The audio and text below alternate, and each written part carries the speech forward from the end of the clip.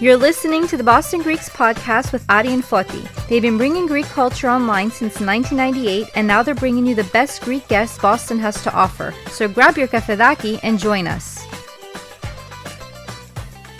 Hey everyone, welcome to another episode of the Boston Greeks podcast.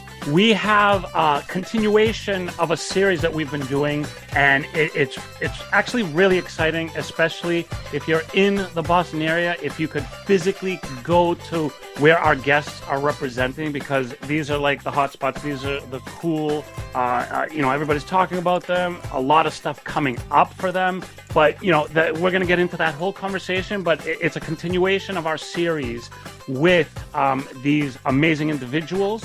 Before we get to this amazing individual, I'm going to bring my co-host Foti Stamos on. Hello, Foti. Ari, how are you? I am very good, man. What's going on? What are we doing today? Who are we talking to? Give us some of the good stuff. I think besides the best job that our guest has coming up, I think that we're very honored and fortunate to be able to host these segments so we can bring on interesting individuals that are making interesting things happen in Boston or in the Boston market and beyond, possibly. Mm-hmm. Right? Possibly. But as you said, this is another segment in the round and series of our representation of our good friends over at the Xenia Greek Hospitality Group, and we had the honor to kind of get to know some of the team members, Dimitris and Stefanos, and the chef that we were featuring a couple weeks ago.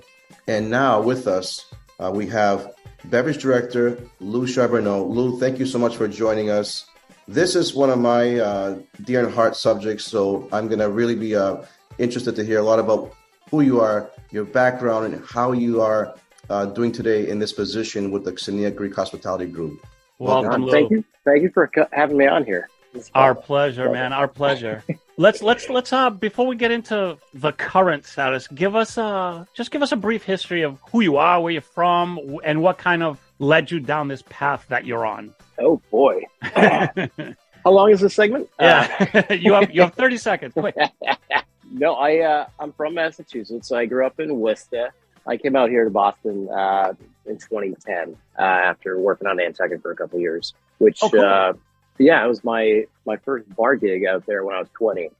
Was it so? Just not to get off subject, but what's that experience like? Is Nantucket kind of like how you see in like shows and movies and stuff, or was it just a normal standard kind of thing? No, nothing normal or standard about it. It's like I don't think I realized what I was getting myself into. I had a bunch of friends that had gone to the vocational school in Worcester, and somehow got linked up with a spot out on Nantucket, and they were like, "Hey, we're all going out. You want to do that?" And I had bus tables and done dishes and ran food in high school and stuff in the industry, and I was like, "Yeah, I guess." Like they said it would be a good time, and it was like summer camp for adults. I was gonna say if you were out there, especially with a group of guys, summertime. I mean, it must have been crazy. Yeah, it was wild. Yeah, definitely not Worcester. So I think we were all kind of surprised at the level of opulence for some people's lives. Yeah. And, but it was a good time. It was a formative experience for sure.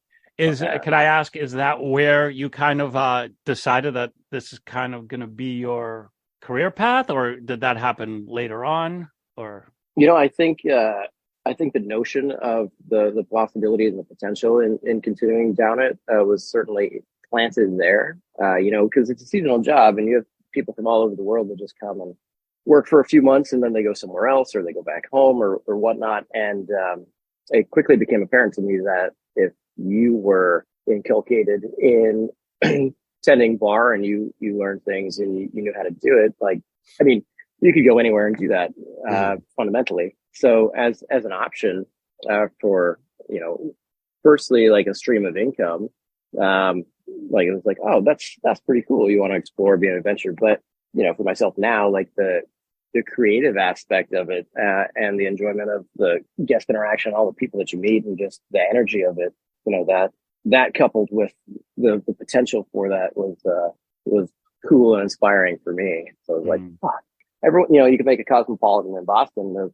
You could make one in Tokyo, or you could make one in Athens. Like theoretically, you could just go do that there. And that, as a young guy, I was like, I could travel the world. And make drinks for people. So that was like a little seed.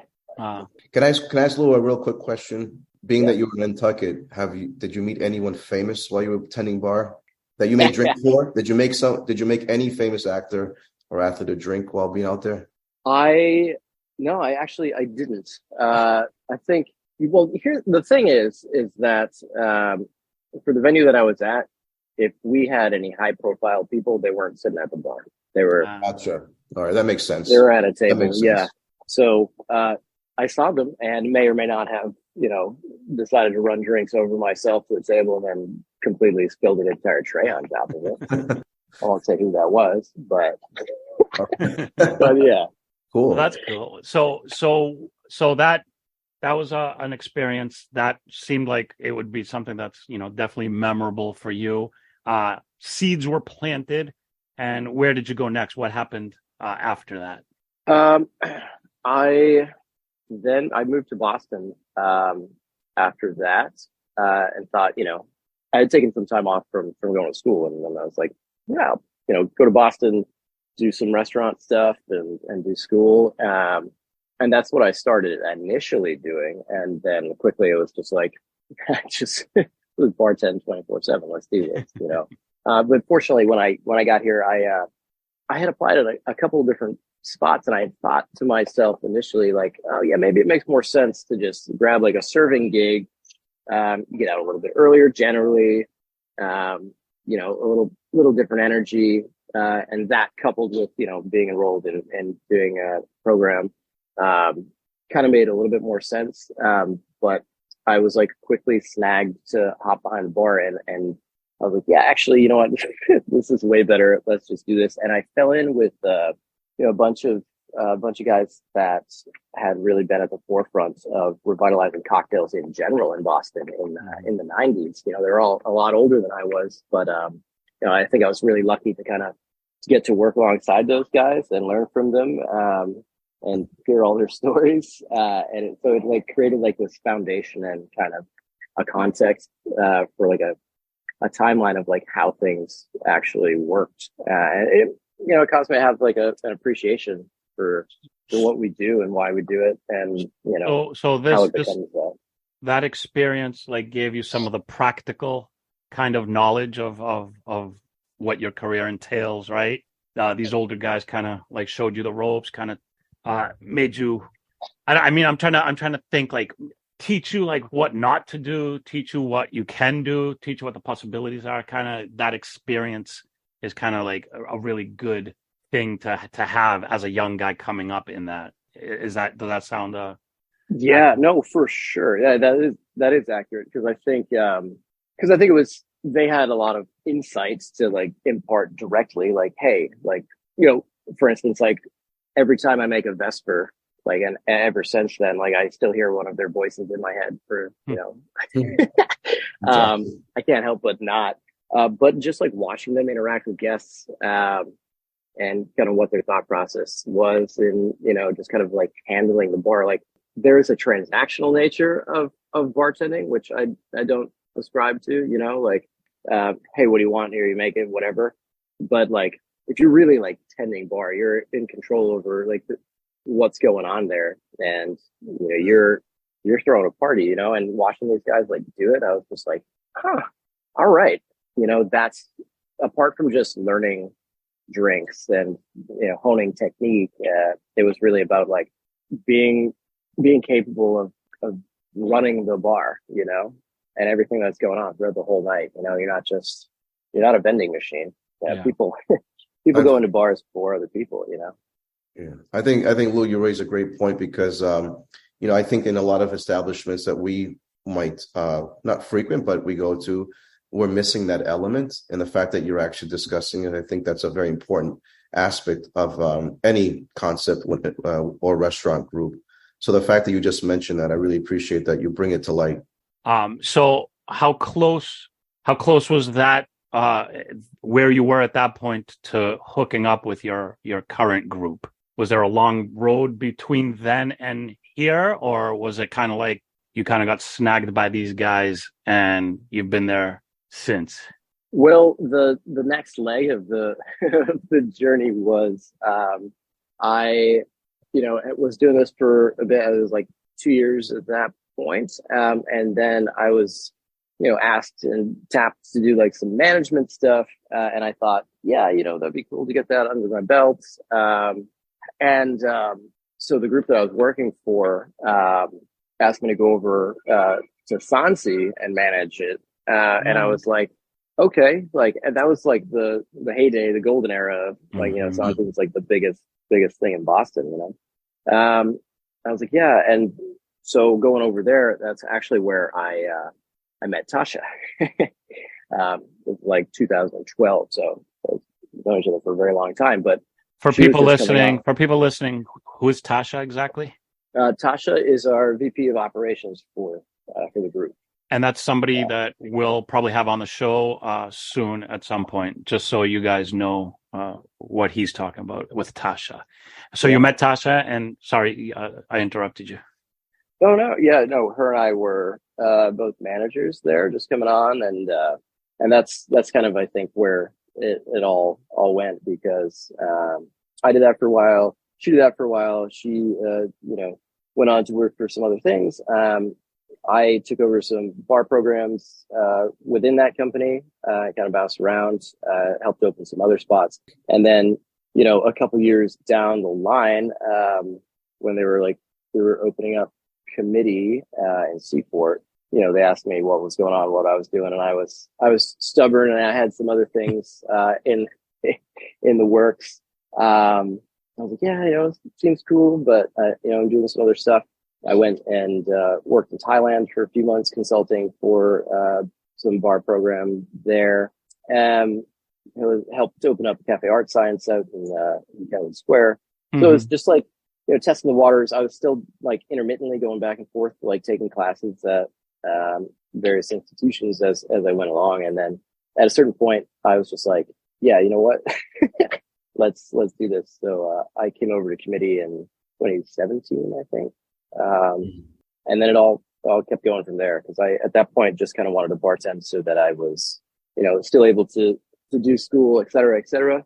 And then very quickly, they asked me to come on as the bar manager, and started doing that. And then more venues start coming into the pipeline, and I took on my position as beverage director, and that kind of is a very summarized version of what brings us up to right now, Yeah, I'm sure there's so much in between. But I mean, it sounds like a pretty cool, when you say Nantucket and then you say Thailand, I'm just picturing the movie Cocktail in my head. And was your life reflective of that at all? You know what? Yeah, maybe in some small aspects of it, like little snippets of it. But it's funny, when I was in Nantucket, there was like this little thrift store that like all the proceeds went to the hospital on the island, and everyone would just donate stuff. And I don't think we were like far enough out from people having the ability to watch VHS tapes that they thought these aren't just like junk. So there was an entire room that was filled with like VHS tapes for like 25 cents a piece or whatever. And it just so happened that like the place that we were staying, that like our restaurant like put all the staff up in, like the TV was like this, I don't know, like 15, maybe 20-inch TV that had like a built-in VHS player in it. So it's like, we didn't have cable. So I just started getting the VHS tapes, and one of them was Cocktail. The first time I watched it was on VHS on Nantucket. Yeah. That's awesome. That's awesome. So now that, and Ari, not to cut you off, but to the journey here, now you're part of what we believe is one of the most exciting restaurant groups in the city. And there's a lot to talk about between all the locations. But what I'd like to hear from you, Lou, is about the exciting beverage program that you're putting together that's going out to these different restaurants, plus your very intriguing cocktail bar, or I should say speakeasy bar, if I can use those words, that's in the city that I think, that element is something that Boston's not really used to, in my opinion. But the fact that you and your team have accomplished something like this speaks highly of your efforts, your experience, your talents, your creativity. Well, thank you. Yeah, I think, I would agree with that. I think I think Boston's not quite used to that in a way that, we find them in New York and other, major cities, Chicago, Sure. in Philadelphia. But like, yeah, Boston hasn't really like had that in its truest form, where, it is a pain in the ass to find and you probably can't get in. And, I don't think people were or used to that. So it was like, bold to an extent to put that into the rotation of places where people could come and visit.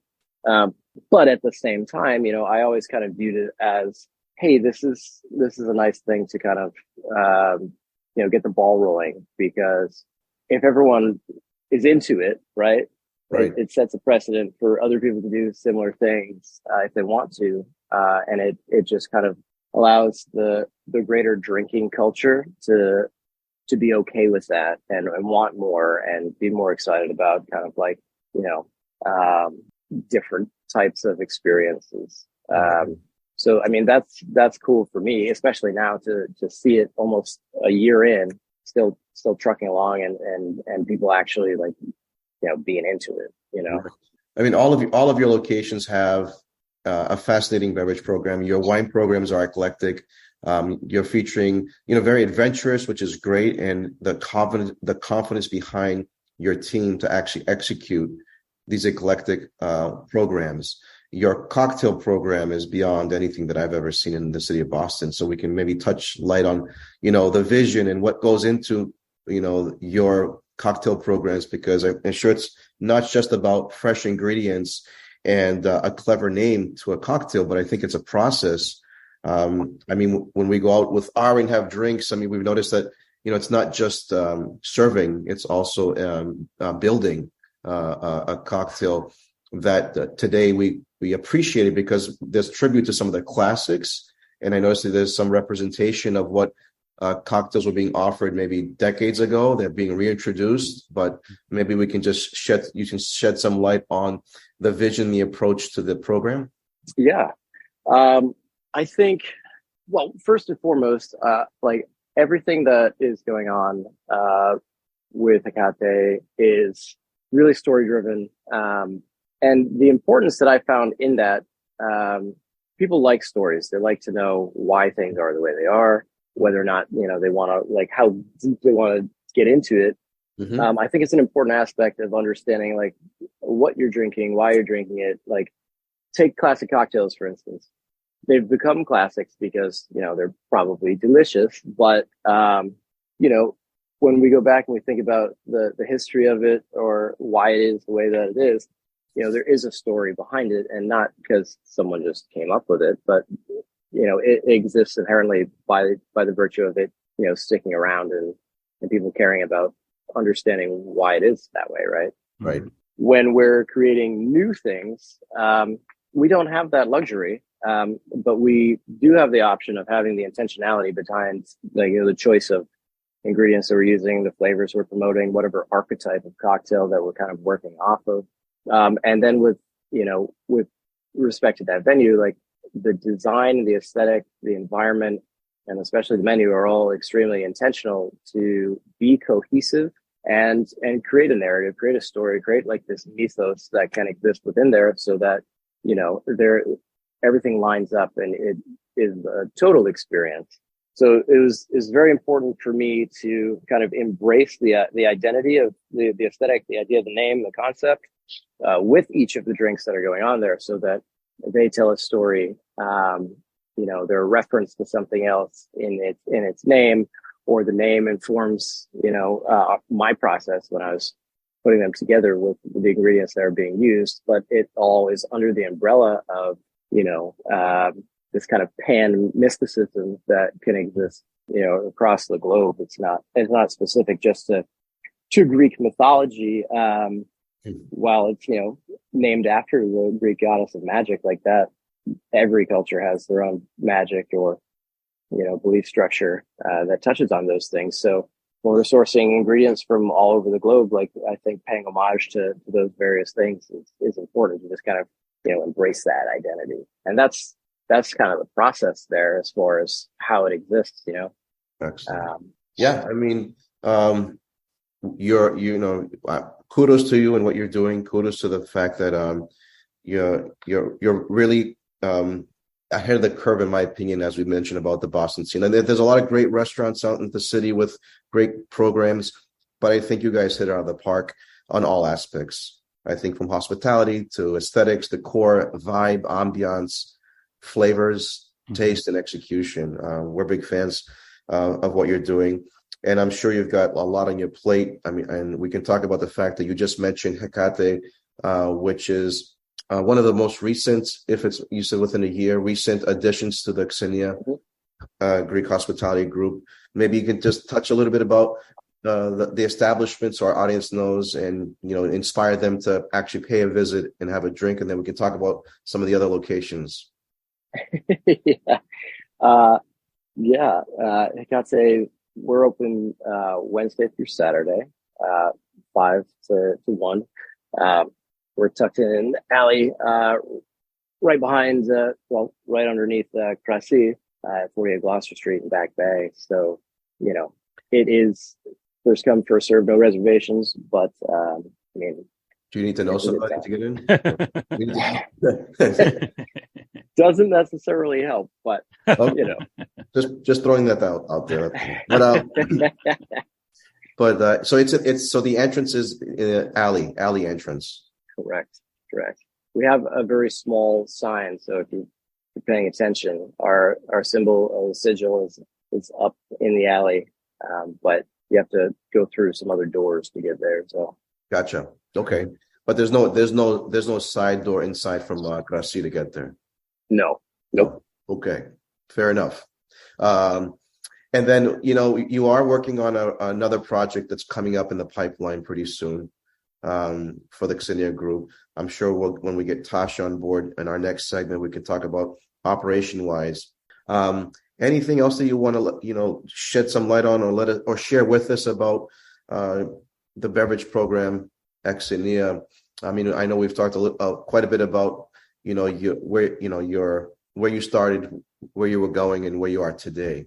Yeah, I mean, I think it's exciting for me. As we have other, concepts in the pipeline, and I'm starting to put those things together, just by the nature and virtue of what we're intending to do in those spaces, culinarily, and then also just, what kind of experience we're trying to offer. That informs what I envision as far as, the drink program goes, because I think they need to mesh. As far as the identity is concerned. So, with Bar Blaha, it's a new exercise in, creativity, to, make that work in a way that seems cohesive and makes sense and is unique or fun, which is, a different thought process and a different method that I use at other venues. So, it's an interesting exercise for myself, taking on each new project or the perpetuation of those. When we've done one menu, then we move on to the next, and it's like, all right, what are we going to do this time? Mm-hmm. We can kind of see what the possibilities are, what the reception was for various things, and that informs our decision-making process down the line for how far we want to go with various things. So sounds like you're sampling a lot of product. Yeah, no full drinks, just the constantly Sure. tasting things, right? It's from my point of view, as somebody who has no idea about any of this stuff, it just sounds so scary to have that pressure of putting that all together, but also so much fun to see your ideas come to life and your creativity come to life, and then see people respond to that, which from my experience, I've seen a lot of positive feedback on what you guys are doing. So it must be like, a great feeling to kind of execute these creative ideas and then see them come to life and then see people enjoying them. So I think that's a really cool aspect of what you do. Yeah, I agree with that. I think it goes beyond, like, it's not solely satisfaction to just kind of see it working or, observe service and, see people drinking and being like, oh yeah, that's good. But to have people excited about what's going on, trying new things, or even, I guess I'll reference Akate again, but like to have people stop in there because the overall like tone and the idea, the intention, like grasps them in a way that isn't specific to just them coming and having the beverages. Like maybe they looked at the menu and something referential on the list was like, oh, cool. You know, I've had people come in, like multiple states away just because of, you know, the subject matter of like some of the cocktails and references. Like I was saying, like the stories that it's just like, that I identify with that. That's really cool. And that's really interesting to see too, because it's not just like a community that's continuing to be built because of, you know, the profile of the drinks or just what they taste like. It's just like the nature of the space itself seems to beckon. And that's kind of neat, you know. That's super neat. Like I love that whole like thought of how it all works and how you know, like I just said, it's your creativity executed properly, and then you could see the fruits of your labor in the people that come from far off, people that connect with something that you're doing, and it's just a whole cool thing. And you know, you guys are doing it. I mean, you really are. Well, Lou, you spoke about enjoying what you're doing, but I have another question for you, Lou. You know, when you're not working all these crazy hours and you're just, you know, either hanging out on your at home or you're out with your friends and buddies, what are you drinking? What is your choice of drink? I'm a rum guy. Wow. Yeah, I think, yep. Yeah. Rum it either is. Cocktail or out of a glass or out of a bottle or out of a whatever I can get my hands on. Yeah, no, yeah, rum's my go-to. But if it's more of a low-key time, I'm more than happy to just have a nice cold Budweiser too. So yeah. Fair enough. That's amazing. I just want to say, Lou, we appreciate so much for you being with us and sharing, you know, a brief summary of your story. But there is plenty more story for Lou and his team. And, you know, like I said, this is kind of like a series. So we're kind of going through the team slowly, one by one, two by two, however we do it. And I just want to say on behalf of us, thanks, Lou, for being with us. Thanks for taking the time out. Yeah, thanks for having me. I really appreciate it. It's fun. Our pleasure. If I can also add, I want to thank Lou as well, the beverage director for the Xenia Greek Hospitality Group that also runs and operates Krasi, also Hecate. Soon in the pipeline, we're very anxious and ready when it opens, Bar Vlacha in Brookline. But they're also the proprietors of, let's mention, you know, Greco and Aguada, their retail shop with e-commerce as well. Absolutely.